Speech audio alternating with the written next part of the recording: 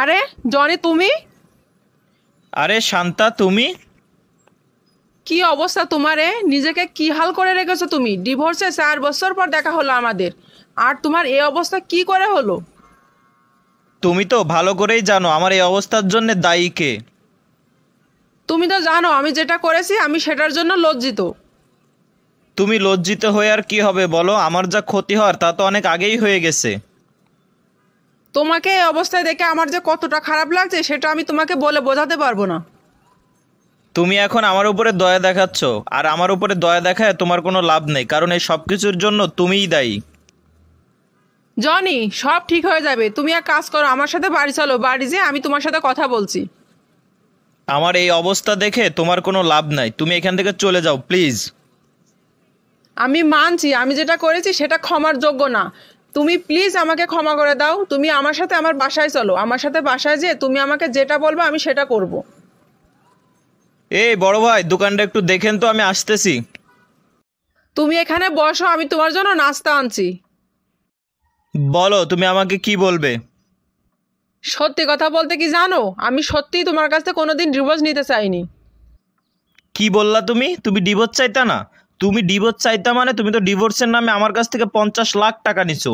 আর এই 50 লাখ টাকা দেওয়ার জন্য আমার গাড়ি বাড়ি, আমার ছোটোখাটো যে ব্যবসা ছিল সব চলে গেছে। আমি পুরো রাস্তায় চলে আসছি। তুমি যে 50 লাখ টাকা দিয়েছিলে সেই টাকাটা আমার পর্যন্ত এসে পৌঁছয়নি। কি বলছো তুমি? তোমার কাছে আসেনি মানে? তুমি যদি 50 লাখ টাকা না নিতে তাহলে এই গাড়ি বাড়ি কোথায় ফেলে তুমি? আমি সত্যি বলছি, এই বাড়ি গাড়ি কোনো কিছুই আমার না। তোমার সাথে ডিভোর্স নেওয়ার পর আমার জীবনটা এভাবেই কাটছে। বলে না যে কর্মের ফল পাওয়া যায়। তোমার সাথে খারাপ করেছিলাম তাই আজকে আমার সাথে খারাপ হলো। তুমি তো জানো যে আমাদের রোজ ছোট ছোট ব্যাপার নিয়ে ঝগড়া হতো। আমাদের এই ঝগড়ার কথা আমি আমার মা আর আমার ভাইয়ের সাথে বলতাম। আমার ভাই বলতো, শান্তা তুই জনির কাছ থেকে ডিভোর্স নিয়ে নে, আর ওর কাছ থেকে 50 লাখ টাকা যাবি, সেই টাকা দিয়ে আমি তোর নামে একটা বাড়ি কিনবো। কিন্তু আমার ভাই কি করেছে জানো? সেই টাকা দিয়ে নিজের নামে একটা বাড়ি করেছে। আর তোমার মা কিছু বলেনি? আমার মা তো সেই সময় দুনিয়া থেকেই চলে যায়, আর সেই সময় থেকে আমি এই বছরগুলো একা একাই কাটিয়ে দিয়েছি। আর আমার এই সময়গুলো যে খারাপ যাচ্ছে, মানুষ বলে না যে আমি তোমার সাথে খারাপ করেছি বলে আমার সাথে খারাপ হয়েছে।